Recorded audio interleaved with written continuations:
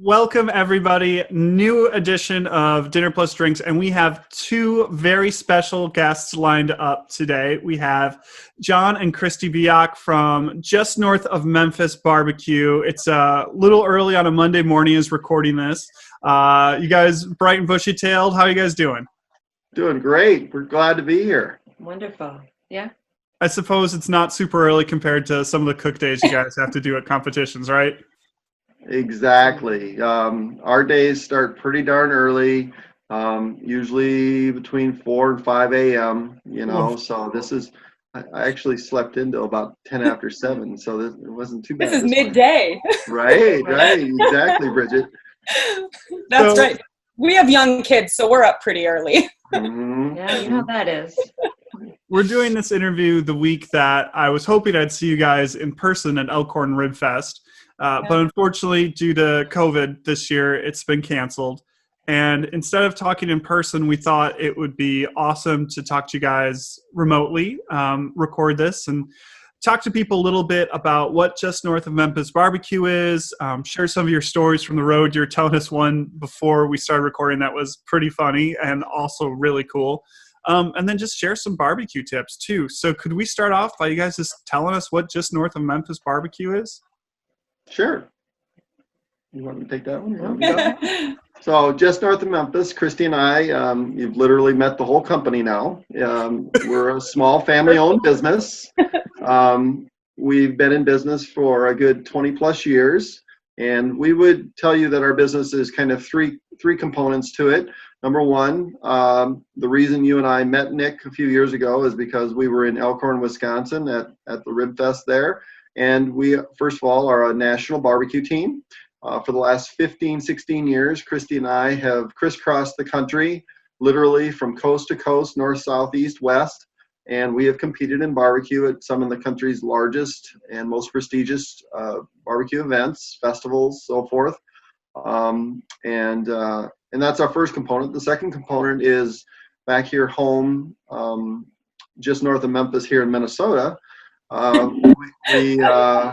We have a catering business, and so we when we're not on the road, we spend a lot of time catering barbecue here locally. And going hand in hand with that, this last year we bought a second food truck, and so we have 2 food trucks that we go around and do local events here in Minnesota with. And that's kind of been something that's been really good for us in terms of the year of COVID that we're in. And then the third piece, which we work with you on, is the third piece is we have a line of products, which is our dry rub seasoning and our 2 sauces. And we're very thankful that Lake Geneva Meats has those in their store. Well, they're delicious. We wouldn't put them in if they weren't good. So that's awesome. So you talk about these 3 pieces. It seems like that's pretty much all encompassing in your life. Do you have other hobbies or things you do, or just the barbecue? Anytime. Yeah, well, we run pretty hard from the 1st of May all the way through the end of October. When we are on the road, which can encompass anywhere from, it's not as much as it used to be, but when we're on the road, we work 6-7 days a week, and that's during the warm weather months. But in the wintertime, we lay ourselves off and take a little break, so it's not as stressful then. But we do put in long hours. One of my favorite sayings regarding barbecue is, you can't cook good barbecue fast. And so you do have to put the time in, and that's been good for me because it's helped me slow my life down. There's just nothing I can do to change that. Yeah. So when you're traveling around, who are you running the catering side of business, or are you just running that on the road? Well, we're blessed to have 4 children, and they're all now in their 20s. So if we got 2 of them on the road with us, 2 of them are back home, and two of them are school teachers. One of them still a student. So they have been our right hands for almost all the years that we've been in business. And they're truly they are the team. When we call ourselves just north of Memphis barbecue team, they're the team. Yeah. and the 4 kids have all contributed incredibly. They could literally run the business without us. And they know everything. They're all great cooks. And they can tell you everything that we're going to share with you today. Awesome. So, go ahead, Nick. Was it always your intention to include the kids? What got you started in barbecue? Was this something that you started to, like you said, slow down and include your kids? Or was this something that you just always loved? And how did you get into barbecue? Well, I'll start, and then Kristy can answer the second half. I was born here in Minnesota. Kristy and I were both born here in Minnesota, but then my dad got a wild hair back in 1969 and moved our family to Nashville. And my mother's sister had already been living with her husband in Memphis. Okay, so during holidays and vacations and weekends, we'd travel down to Memphis and hang out with my cousins and my aunt and uncle. And it just so happened that my uncle was one of the guys that got barbecue kind of started as a sport back in the 70s and 80s.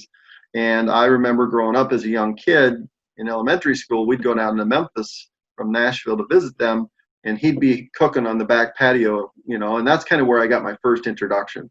And then fast forward to 1992, after my uncle had literally won everything you could win in the sport of barbecue through the 80s and 90s, he came up to the very first Twin Cities Rib Fest. Now, Kristy and I had met and we'd gotten married, and he invited us to come down and help out the team at this first rib cook-off in downtown Minneapolis. And the long story short, he took first place, but we spent 4 days with him rubbing ribs, cooking ribs, slicing ribs, selling ribs, and then when he won, that was the icing on the cake. That I like to say I got baptized in barbecue that day. And then it became kind of a real dream, because not only was it that we won, but we saw all of the interaction of all the people, the thousands of people that came to this first time event in downtown Minneapolis. And it was really just an incredible experience that really changed me and made barbecue my passion. So then how long were you guys married when you, because that could be a traumatic experience with those newlyweds. Yeah, right. No, 6 years. 5-6 years we had been married, so she kind of knew what she got at that point, but Not really, but let's be real. But then it was in 2005 that we made the decision to jump off the corporate bandwagon. We started our own business, and here we are today, 16 years later. And one of the things that my uncle used to always say was, a family that plays together stays together. So your question about, did we intend for the kids to get involved with it? I think one of the reasons that I left the corporate world and wanted to start our own business in barbecue was the mechanism to allow me to do that was I knew from watching other people, that we could make it a family business. And that was a really, I worked a lot in the corporate world. I figured, well, I might as well work a lot in my own business and then be able to spend more time around the family.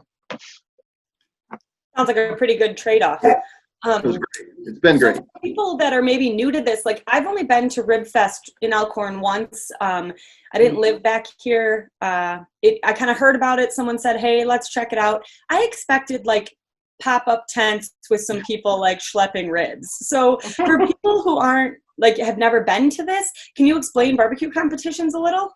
Sure. You want to take that one? Well, first I'll start off with maybe a little bit of difference between what we're a combination of the two when we compete, and we're also the national barbecue team. Mm-hmm. When we travel the country and we go to Rib Fest, a lot of that's selling our product along with competing. Mm-hmm. And so, but there's also just competitions where you go around, you earn points to go to different national competitions, which would be Jack Daniels, Memphis BBQ, the Kansas City Royal. Mm-hmm. So there is a little bit of we usually compete at every Rib Fest that we go to, but we'll compete for People's Choice, which is your vote. We won that last year, by the way. Yeah. And then there's also, a first, second, maybe a third place ribs and also sauce.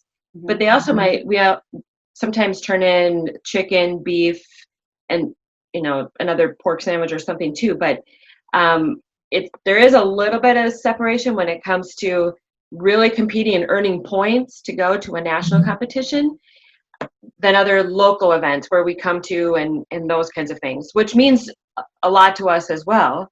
Yeah. But there's a little bit of separation. I didn't realize that. That's so interesting. Yep. Yeah.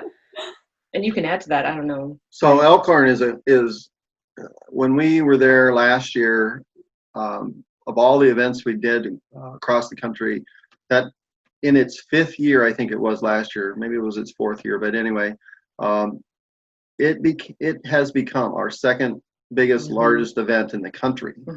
And when I first got the phone call 5 years ago from the Walworth County Fairgrounds inviting us to this brand new little rib fest in Elkhorn, Wisconsin, I looked it up. I'd never heard of Elkhorn, Wisconsin.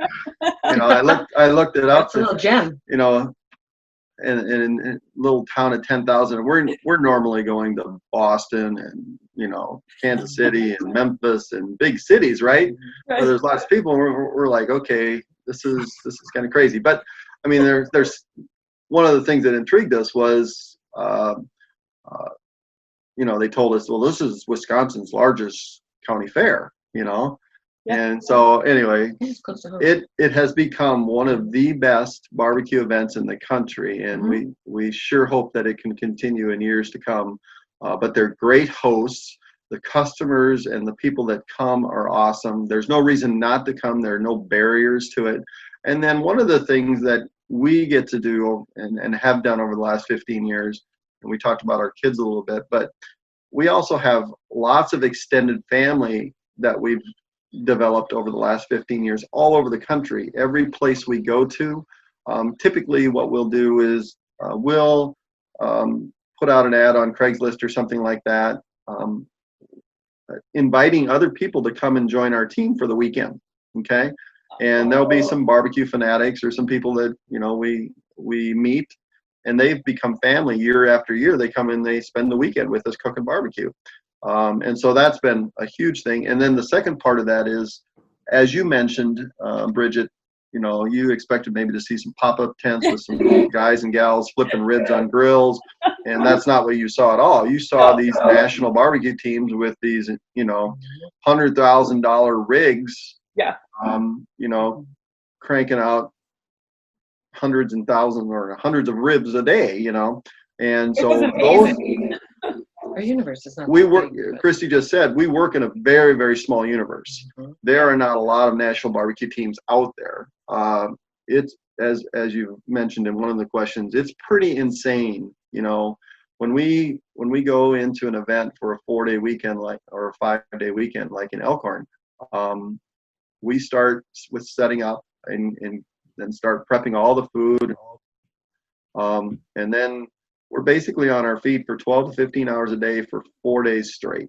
And we do this shoulder to shoulder with these other barbecue teams. Sure, there's competition involved, but if my neighboring team, if Johnson's Barbecue or Barbecue King or Desperados or any of the other teams are in need of anything, or if I need something or Kristy needs something, they're there for us. And we're like family. And we don't all go to the same event weekend after weekend. There's no circuit per se like there is in NASCAR, or there's no, set schedule.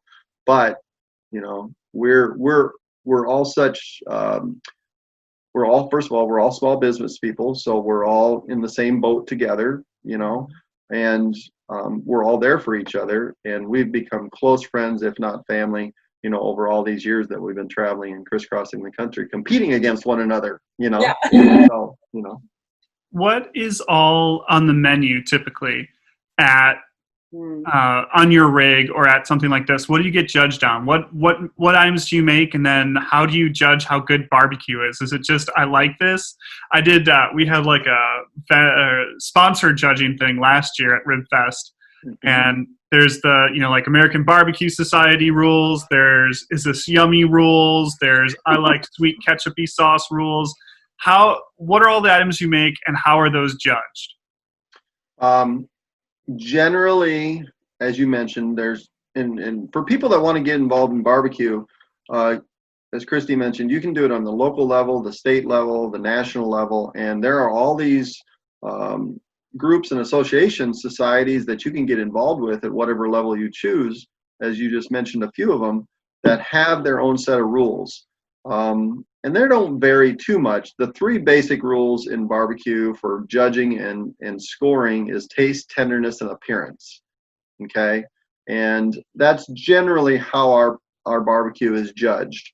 As Kristy mentioned a bit ago, we can be judged in sauce. And then we're judged typically in the meats. And always, would say, you're judged in ribs. Okay, that's pretty much a given that no matter what competition we're in, there is going to be some kind of judging on your ribs. And then generally sauce is after that. And then at many of them, like in Columbus, Ohio, when we go to the Jazz and Rib Fest there in July every year, we're judged also on brisket, pulled pork, and chicken, which when you put that with ribs, those four are kind of the four meats in the Kansas City Barbecue Society. And we're judged again on taste, tenderness, and appearance. Now the judging format can change at each of these rib fests. And Elkhorn does a little blend of it where some of the competitions we go to, it's 100% blind judging. The judges that taste, look at, and score your products don't know where the meat came from. Okay, they don't know which team it came from. But I think in Elkhorn, and also like I mentioned in Columbus, we actually had judges come and visit our booth and receive part of our score from that visit, as well as from the blind judging. So I don't know if that answers all the question, but that's typically the format. Is typically those 1 to 4 cuts of meat that we're cooking, and then it's scored based on taste, tenderness, and appearance. So it sounds like there's all kinds of things to choose from. So for a person new to any one of these festivals, how do you suggest they order? Like, do they come up and get one of everything, or pick something they're used to eating, try something new? What would you say to someone like me, new-ish to the booth? What should I order? Well, I think our signature item is always our ribs, because typically in most events, we're one of the very few, if not the only one, that has a dry rub. And we do not, if you choose not to have sauce on your ribs, we can, just give you the ribs. We call it dry, which is just with the dry rub on. And that's what we suggest. We suggest it with us that you put the sauce on the side so that it's more of a dipping sauce versus a slathered over the grill kind of thing. But that's not everybody's flavor. So, but for us, that would be my first thing that I would tell you. Our second, well, actually, there's 2 more things. One more thing would be our nachos are awesome. So you can have the pulled pork or the chicken or even the brisket on the nachos. But our third item that is one of my favorites, is because I make it fresh every day, is our peach bread pudding. Oh my God. That's not even meat. That's not even meat. That's your dessert. This sounds great. So I'll have one of each of those. Yeah, so that's our dessert for you. So many of us teams at these events like Elkhorn, many of us will offer a combination platter. Okay, so you get to taste brisket and pork and chicken and ribs. So we have that on our menu. So that's probably the number one thing, and it's probably one of the best sellers, after the ribs. What makes a Rib Fest different from a county fair is, first of all, obviously you get a plethora of barbecue to choose from. Secondly, it is a Rib Fest for a reason. You're coming for ribs, and it's amazing as we crisscross the country and go to these events, how many people come just for ribs. I mean, our sales is typically at an event like this in Elkhorn, are 50-50, 50% sandwiches and 50% ribs. That's about how it breaks down. I think when someone first told me to go to Rib Fest in Elkhorn, I was like, I don't really like ribs. I don't know. I'm not a huge rib person. So we would go, my husband would get a combo platter at every booth he visited. And I would get nachos or the mac and cheese or whatever the kind of ancillary items were. And it was a really fun way to try everything. Yep. Right. Yeah. Going back to 1992, one of the things, that bit me and got me so excited about this was not just the food, but what the food does, and so your husband, he went and got all these sampler paddles, but what happens after that? If he finds one that's really good, what's the first thing he wants to do?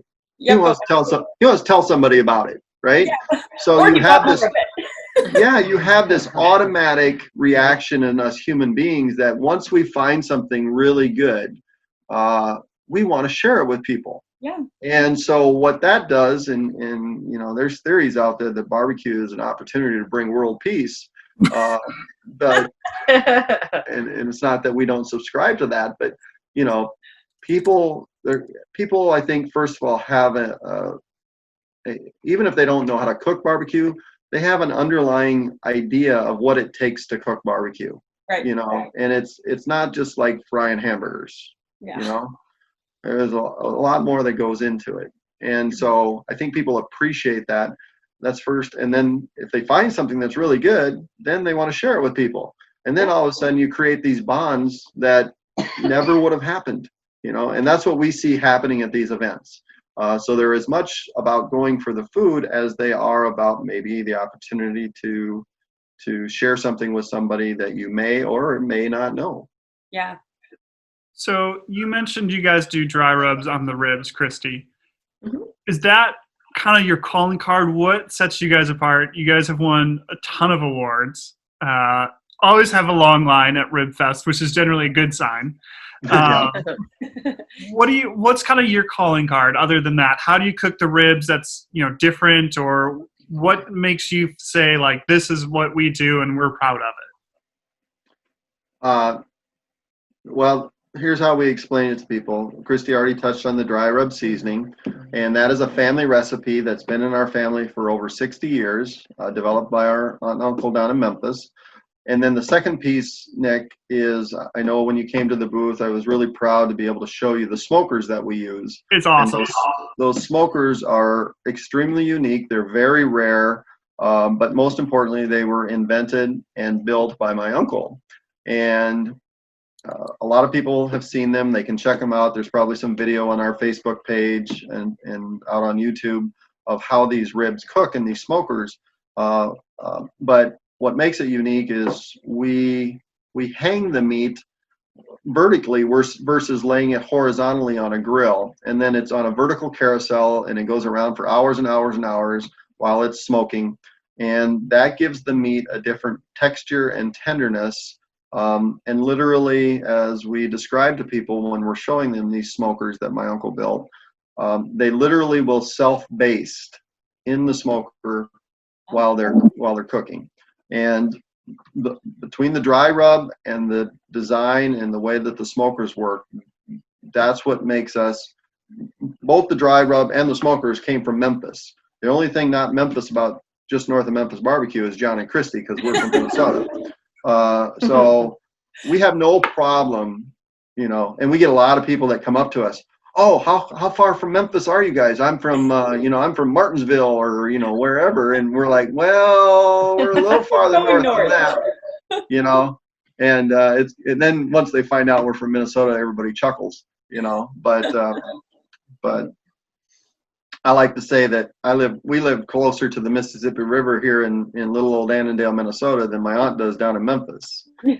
Because the Mississippi starts up here, but most people associate it probably more with Memphis. Anyway, It's the dry rub seasoning and it's the smokers that sets us apart, and we love to talk to people about both of them. The smoker was really cool.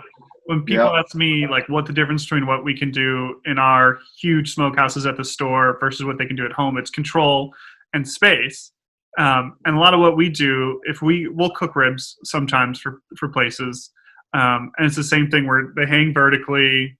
And then we have louvers on the top and the side, so we can control airflow, so you get that even cooking and, like you said, that self-basting. And I've been to a good number of barbecue competitions, rib fests. I've seen a lot of ways people cook, and I haven't really seen anyone cook like you do. And I think it's a good way to cook. When you look at people on the very professional meat level, when you go to like Smithfield or places that do pre-cooked ribs, heat and eat ribs, which are a different quality, whatever. But when you have to bang out a large number of ribs that are a good, consistent quality, that's how it's done. And I thought that was, because Larry at the fair said, you got to check this out. And he wasn't wrong. Nice. I was like, I don't know, man. I've seen a lot of stuff. And I hadn't quite seen that. Glad that he brought you over to our booth. That was really a nice opportunity to get to meet you. And we look forward to the future working with you guys. And that is the challenge when you're trying to cook anything, whether it's chocolate chip cookies or ribs in large batches. The larger the batch gets, the more difficult it becomes to create consistency. And not all people, like Kristy was talking about, Bridget, earlier, with the two there's the sanctioned barbecue competition, and then there's our world of the big rib fest.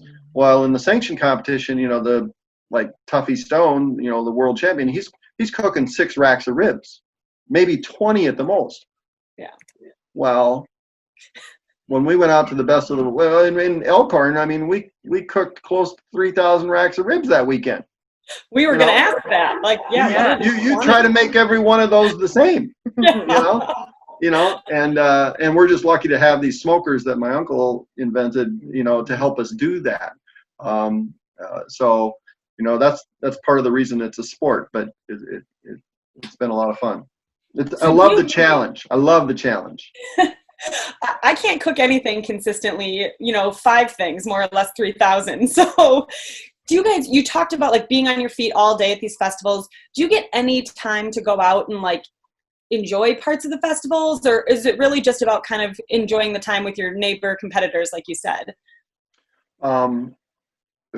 Yeah, we're there. You hit the nail on the head. We're there to work, and that's how we make a living. But maybe the night before the event, after we've got everything set up and the ribs are in the fridge with the seasoning on them, we will try and go find a really nice local restaurant. And we've been pretty lucky there in the Elkhorn area to find several nice local restaurants, and we'll go chill and have a really good meal. We do breakfast. We do breakfast every morning. We learned very early on in this business that if you try to go through the day without a strong, nourished breakfast, and you try to go 12 hours, by the second day you can barely move. So that's usually that's a really top. Yeah, as Kristy's saying, this is a top priority for us to find a local cafe. Those are the best. Yeah. You walk into a local cafe with the team, with 8 of us, and you go, we're all in the same shirt. They look at us like, okay, I guess you're here for Rib Fest. Yeah. But those are always fun. You kind of submerge yourself into the community a little bit and get to know people. And for us, at least for me, I think for you too, but we really do try to get to know some really local people. And when we hire local people, like you said, that is another family that and they come back from year to year. I think we've had the same kind of team from local for all the years we've been there. Yeah, absolutely. The same people come back. So then you find out what everybody, what have you been doing? Or where should we go for breakfast? Or where should we go, So, yeah, we really try to do some things local because we're there for you guys too. So. And we had never been to the Lake Geneva area prior to coming down to Elkhorn. So every year we try to make it down, to Lake Geneva and hang out there for an afternoon. It might be the day after the event or, whatever. And then the only other time we really get a break is, you kind of get an afternoon lull sometimes. And the great thing about the Elkhorn Rib Fest is it's multi-dimensional. Yeah, there's the ribs, but then there's the entertainment. Yeah. And that has been sensational over the years. Yeah. The entertainment. And with that big tent that they got last year, that was, first of all, the largest tent I've ever seen on the planet. But to take the weather equation out of it, that's perfect. And then to have the carnival and the arts fair on the beautiful grounds. I mean, it's just the perfect recipe for a great event, Yeah. you know, and the people, obviously that's all, you know, testified to by the fact that the thousands of people that come. I mean, but it doesn't feel like that. It doesn't feel like, you know, it's so crowded and it's so busy. And we're all experts, and they've done a great job bringing in really high quality barbecue teams, so that, you know, the people that do come and support it are serviced in a really good way. So You mentioned with the tent, the weather, and that brings up something. In the decades you guys have cooked, you have to have some weather-related horror story of trying to cook ribs in a tornado or something. What's a funny? You're gonna have some funny story about the weather. well, you know, Maybe funny to me. Yeah, funny to us. You got a weather story? In Iowa. Yeah. Go straight. Yeah, we were cooking in central Iowa. I don't know if it was Cedar Rapids or somewhere, but all of a sudden this dark cloud started approaching the event, and you know, we put up these huge, big 30-foot tall signs and banners and all this stuff. And Kristy's worst fear is, you know, those things going whipping across the grounds. Yes. But we timed down really good, and everything. But this one event in Iowa a few years ago, we got the straight line winds, and we all literally were holding on to the bottom bar of the signs to try to weight it down, and it lifted us up all off the ground. And unfortunately for us, the signs ended up on top of the trailer, which is our mobile kitchen, you know, and we were all okay. We were all safe and everything, but that was probably our most harrowing experience dealing with weather. We've been pretty lucky. I mean, we've stood under the tent, you know, in torrential downpours, but believe it or not, and people in Massachusetts are crazy. Downtown City Hall Plaza, we've watched people stand in line, 75 people deep, waiting for their barbecue, waiting for the ribs, in 3-piece suits and ties and dresses coming out of their office buildings, and it starts pouring and they don't move. They're like, we're getting our barbecue, and that's all there is to it. We've been waiting. Yeah. And so we've seen it where, you know, yeah, the weather can be a factor, but it doesn't have to be, depending on who you are. And we keep cooking, you know. Of course. Right. You've been at it for hours. Right.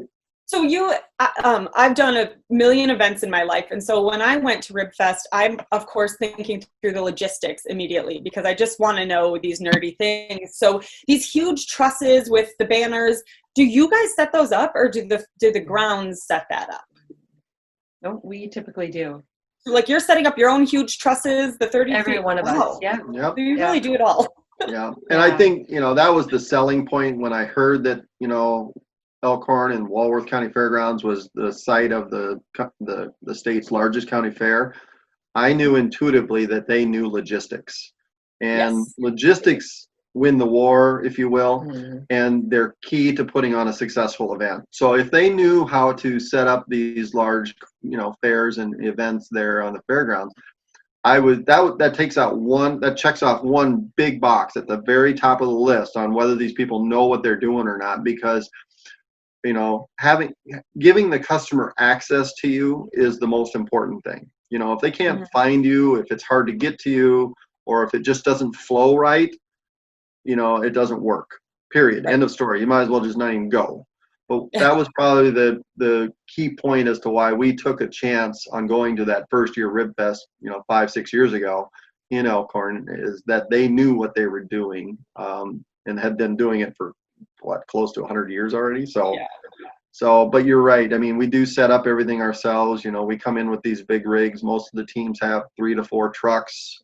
So there's got to be space for that. They're all packed full of our equipment. We're all kitchens on wheels, you know. Yeah.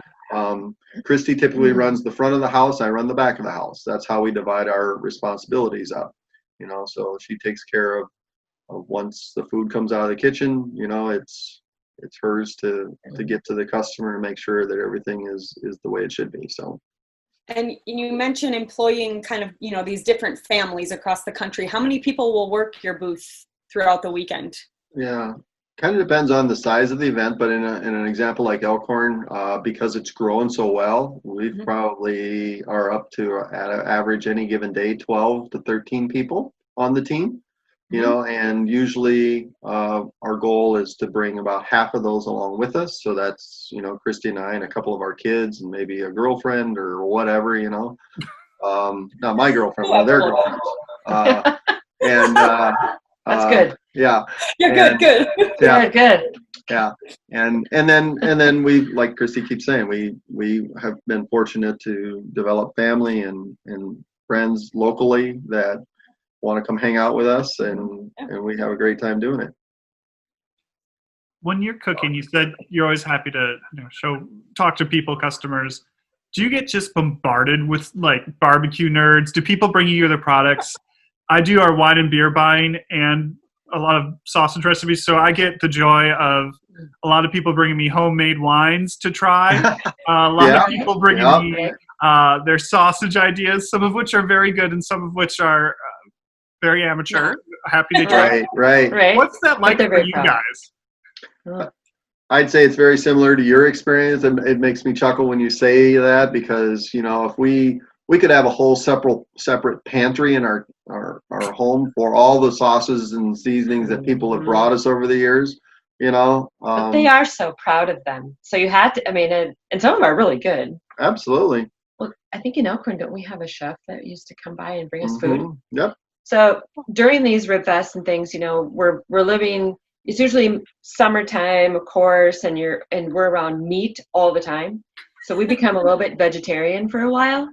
Sure. Well, in Elkhorn, we actually have a gentleman who is in the community who was a chef. And so what he does is he cooks for us and he brings us food. Make sure we're nourished, Yeah. And it's not the first time. When we're out in Reno, Nevada, there's a family there that on the last morning of the event, we get a full spread breakfast made from scratch. And that's one of the benefits of meeting these people is, whatever, I don't know what we did for them, but they're sure, they're sure taking care of us. So that's nice. And it gives us variety in our diets, like Kristy was saying. Yeah. I think it gets back to, when Tyler, Bridget's husband, brings that platter of barbecue back, and when you feed someone, when you share your products with someone, they become part of your family. They, you've nourished them, and they want to, repay that favor. But going back to your question real quick, Nick, about, what's it like? For us, that's a key part of what drives us, is to create, to take the time to talk to people, because they do have valid questions. It might be, just a beginner who wants to start barbecuing. It might be somebody that's been cooking for years and they just want to tell you about how they do it. And I always learn something. I mean, like I said earlier, I went and took a barbecue class last February from the world champion. Well, I learned a lot. The first class Kristy and I took together was a class that my uncle put on down in Memphis back in 1999, and guys from all over the country came to that class, and it was great to meet those people. So when somebody comes to our booth and wants to ask a question or see how we do something, typically it's to our benefit, because they're going to reciprocate and they're going to share something that they do, because I always will ask, well, this is how I do it, what do you do? And they're, the reason barbecue is a sport is because there's 50 million different ways to do it. And on any given weekend, the way this person does it versus the other guy next to him competing, they won that, and there's something to that. So I always encourage people, and this is something I also got from my uncle, is that anyone, even, Bridget, don't give up. Anyone can cook barbecue. Anyone can cook barbecue. It doesn't matter your age, your sex, your religion, your politics. It doesn't matter. Anybody can cook barbecue, no matter. And just to, Nick, we talked a little bit about our smokers and the design and the fact that the meat hangs vertically in them on that carousel. Well, if you or I go to a sanctioned barbecue competition today, anywhere in Wisconsin, Minnesota, or anywhere in the country, probably the most common smoker that the competitors are using is these barrel smokers. And many of them are designed so that the ribs or whatever they're smoking at the time hang vertically in that barrel smoker. And so the idea or concept that my uncle came up with back in the 70s is out there today being used. I would bet you 60-70% of the teams are using that concept to cook and compete in barbecue. So, you know, and you know, people ask, well, what type? A very common question, and I'm sure you get it a lot too. What kind of smoker should I get? You know, and so that's a very common question, and we love when people come up to our booth and they want to talk barbecue. You know, and as long as we've got the time to do it, we're going to certainly give them the time to talk about it. So if you had to give people that are listening maybe a couple tips, someone like Bridget that's never barbecued, somebody that likes to barbecue, and somebody considers himself an expert, do you have a couple tips that you kind of commonly share with people just to let the guy at home or the girl at home who wants to up their game a little bit or get started? What are some common things you kind of share with people? Well, first of all, I think people need to, and you know, appreciate what barbecue is and what barbecue isn't. You know, and obviously in the last 10, 15 years, 5-10 years, barbecue has become more common, more known. People, because of the Food Channel and the internet, now have an appreciation and basic understanding of what barbecue is. So first of all, our government, the USDA, defines barbecue as two things. Very simple. You cook with real wood or a wood byproduct. Okay, so that's the first part of the definition. The second part of the definition is that you lose 30% of the green weight or the weight that you started with. Okay, and then you can call it barbecue. So there are only certain cuts of meat that you can truly, at the end of the day, after you're done cooking them, call barbecue because they lost 30%. For example, you can't lose 30% of a pork loin. You can, but you did something wrong. Well, yeah, right? you aren't going to want to taste it. Right. You aren't going to put it in your mouth, you know, if you lost 30% of a pork loin. Yeah. But you know, what that translates to is that there are certain cuts of meat that come off either the pig, the cow, the chicken, the lamb, whatever, that will render down to, you know, that 30+%. So what I tell people is if you're going to just start out doing barbecue, first of all, obviously you need some type of smoker. Probably the best and most proven piece of equipment on the planet is just a Weber bullet smoker. You can get one for just a couple $100, and they do a great job, and a lot of teams compete with that. So if that's where you want to start, obviously in this day and age, everybody now is educated and seen the pellet grills, the pellet smokers. We could talk about those in a whole nother show for about an hour. But that is, you know, you got to have the piece of equipment. So that's kind of the first piece that we tell people is you got to have a smoker, you know. A gas grill is not going to really do it, even though you can, you know, smolder chips or whatever in there. But anyway, you got to have something that's going to produce the smoke because that's part of the definition. It's got to be a piece of equipment that's going to hold the temperature, you know, because the key is, you know, having a consistent temperature, and then start with a cut of meat that is the least or the most forgiving. Okay, the easiest to cook, and then I always tell people or suggest to people that they should start with a pork shoulder or a Boston butt. Yeah, 100%. It's pretty hard to ruin that, you know. And it's cheaper than a brisket. And it's a lot cheaper than a brisket. Or ribs. And you don't.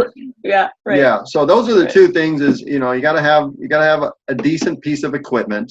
Okay, and it can be homemade. I've seen, and you've seen them too. But when we go to the World Championships in Memphis, if you want to see every type of smoker on the face of the planet, and you're looking at 400 different teams walking by all their booths, you're going to see every type of smoker on the planet. Do you guys have smokers at Lake Geneva? Yeah, we don't sell any. We have so many local hardware stores that do them, and our customers, we just don't want to. You know, I'm a big green egg guy. There you go. I like the versatility of it. I like that if I want to finish the steak off at 700 degrees, I can. I like that I can keep it at 250 all day long. Right. But yeah, there's so many good pellet grills now. There's, you know, the bullet smokers. we get a lot of guys that, for Christmas we'll get an electric smoker, and even that'll work, like you said. Oh, absolutely. Absolutely it will. Yeah. And what's beautiful about those electric, what's that, Bridget? Oh, I was just going to say, I feel like I need to get my husband a smoker for Christmas, maybe. Nick is getting them pretty I think that would be a very good thing. You guys just made my Christmas shopping easy. Thanks. But the good news is that if you have any interest, it can be yours too. It doesn't have to be just his. You're right. You know what? I appreciate that. You can smoke Bridget. Yeah. Next time we talk, I'll be a pro. Right? Of course, the third component to cooking really good barbecue is the ingredients. And that's where we come in. So you can walk into Lake Geneva Country Meats and you can pick up a bottle of Sweet Kristy's sauce, whether it's Sweet Kristy's or Kristy's Mischief, and a bottle of Johnny B's Dry Rub. And then you pretty much got the three things that you need to cook some award-winning competition barbecue. That's right. As Kristy was saying, we developed our sauces with the idea that was instilled in us very early on that, for lack of a better way of saying it, barbecue sauce was originally invented to cover up the mistakes of bad barbecue. Now remember, the definition of barbecue per our government has nothing to do with sauce. Sauce is a condiment. So we developed our sauces, both Sweet Kristy's and Kristy's Mischief, to be a complement to the meat. Okay? Everybody, in my opinion, on the planet, if they order a plate of French fries, they should taste the French fry before they put the ketchup on. Okay? And it's the same thing with a rib.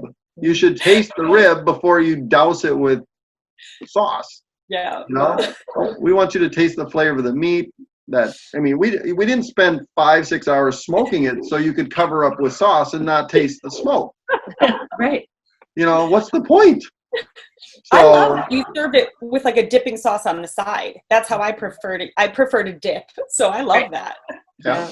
And to each their own. We're all conditioned to, dip, we're all conditioned and to each their own. But that's what makes it fun for us because, we are unique in that regard. We're blessed with these really good ingredients, to share with people. And we're a little bit different than most. And we don't mind that, Hopefully that makes us a little more interesting. I think so. Well, thanks. I have a very important question. Where do you keep all of these trophies that you're winning? Do you have a trophy room? Do you carry them around? Well, for the longest time, the trophies kind of were a hodgepodge of different places. Sure. And they'd go on the road with us, and then they'd get pieces. And so what we've decided to do is keep them in one spot. Yeah. So now we have a commercial kitchen where we have our where we do a lot of our catering, and that's where we've set up the trophy case, I guess you could say. So now they're all in one spot. So you are able to come and see them. Oh, see, great. If we would have done the interview today at 9 or 10 a.m., we would have gotten ourselves up there, and that would have been the backdrop rather than our home office. Hey, but it's all better the than my sauces day and job. everything. I have a bottle of the rub upstairs that I use for a lot of the barbecue I do. I should have brought that down to give the good close up. But it's a great rub. They can do it. There We go. Perfect. So you can buy that at Lake Geneva Country Meats, all the sauces. But you guys also have website and social media. People can get it, right? If they're not close to us. Absolutely. Yep. The website is jnomemphis.com, and for just north of Memphis, or just Google just north of Memphis barbecue. So that'll take people to our website, and they can shop for them products there. And we do send product all over the country because we've traveled all over the country. And the second thing is we'd love for people to join our Facebook group. And that way we can communicate with them, answer their questions, stay connected. And then most importantly, Bridget, the number one question we get when we're on the road at Elkhorn or any other rib cook-off is, where are y'all located? Yeah. Where are y'all located? Because people want to know, where are you located? Where are you from? Where do I find you? Where do I find you? And our Facebook group is the number one mechanism that we use to let people know. Now that we've got these food trucks and then we're on the road, we we communicate through our Facebook group, where they can find us. Great. Instagram, we're Instagram big too. It's the best way when you're a food truck. Nick and I are big fans of food trucks in general. And so when you're traveling around everywhere, social media is the way to do it. So we will make sure we post all those links so we can get some more fans following along and following your journey. Wonderful. Yeah. We Thanks so appreciate much for your time, guys. This was awesome.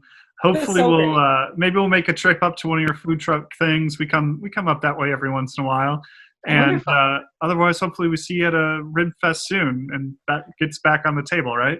Yeah. Yeah, and Nick, we'll throw this out there. We're not opposed. You guys want to put on something there on any?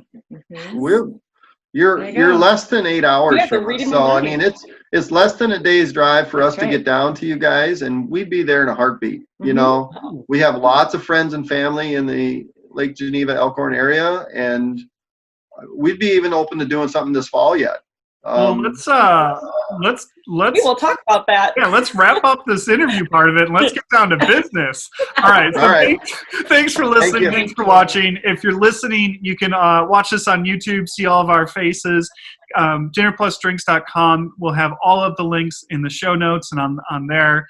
Make sure you check out John and Kristy just north of Memphis, their Facebook group, and stay tuned. We're going to have a quick conversation about maybe bringing them down to Lake Geneva. So very nice. Thanks for listening. Thanks for being here, guys. Thank you. Thank you for having us.